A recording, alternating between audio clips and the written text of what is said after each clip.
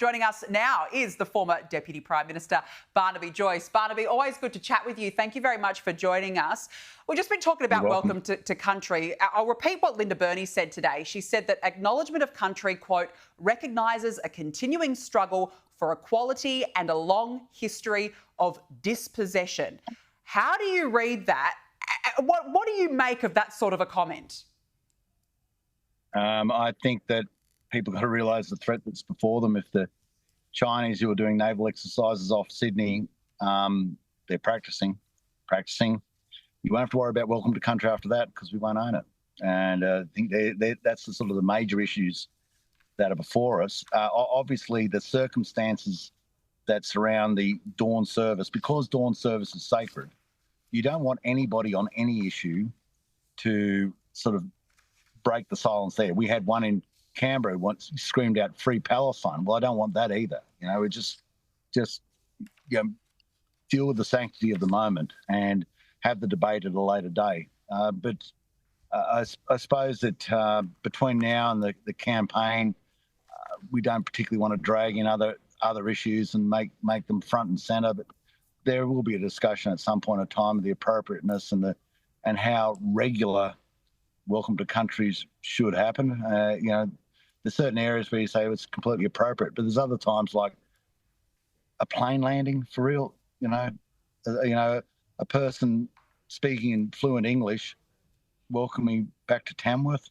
I don't really. I should note, Barnaby, that boos during Welcome to Country got a lot more publicity than those who yelled out Free Palestine during the Anzac Day ceremonies. I want to talk to you about the election. Obviously, we're a week out from the polls with Peter Dutton still trailing. Has the coalition played too safe in this campaign? Well, I think unfortunately, I think the polls, people argue against polls. I don't. I think, this is tough. And I'd hate to think that we're going back to 3 more years of Chris Bowen, 3 more years of Mr Albanese, 3 more years of cost of living out of control, 3 more years where we haven't really taken the major steps to defend our nation.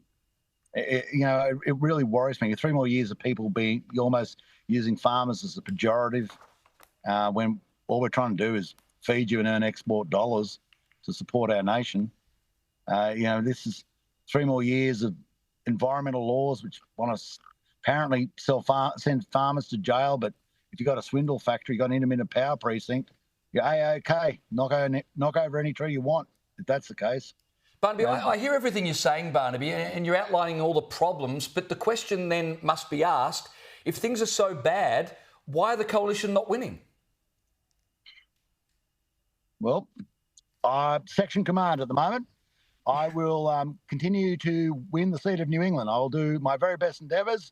I've spent money, I've spent time trying to help others. I can only do the job I've got in front of me. And, I wish all my colleagues all the very best. Went down to Albury the other day and saw Susan Lee. She seems to be going pretty well. And, it's walked around the Star Hotel and said good day to people and they all seem pretty happy. So, the strangest thing is, I can't find people who think the Prime Minister's doing a good job. I just can't.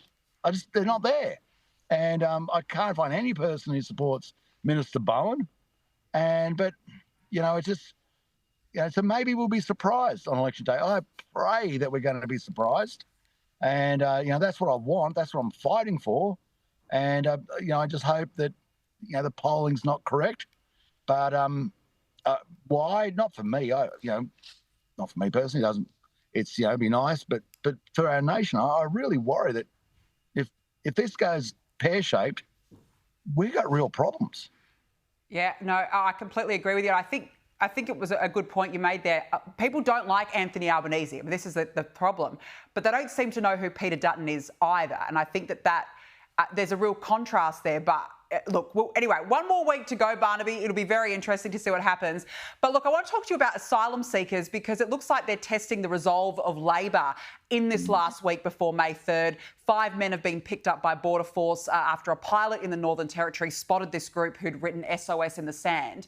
Barnaby, I mean, good that a pilot spotted the apparent asylum seekers, but it reminded me of the Virgin pilot alerting authorities to the live fire exercises by Chinese warships. It's a worry again that civilians are the ones that are watching our borders. Yeah, and what happened if they came in and they had an animal with them that had foot and mouth, and it was running down the beach, and foot and mouth got into Australia, and completely devastated our cattle industry, sheep industry, everything in agriculture. We'd have to shut down movement of traffic. These are the sort of things that are contingent upon us having strong borders, and the fact that they're on a beach. The only reason we found them is they actually put up a message, "Please find us," and it wasn't even Border Force that found them. It was a civilian plane. Barnaby, you're absolutely right. If things could not get any crazier, but then we wake up the next day and they get crazier again. Appreciate you joining us tonight, and all the best for next Saturday.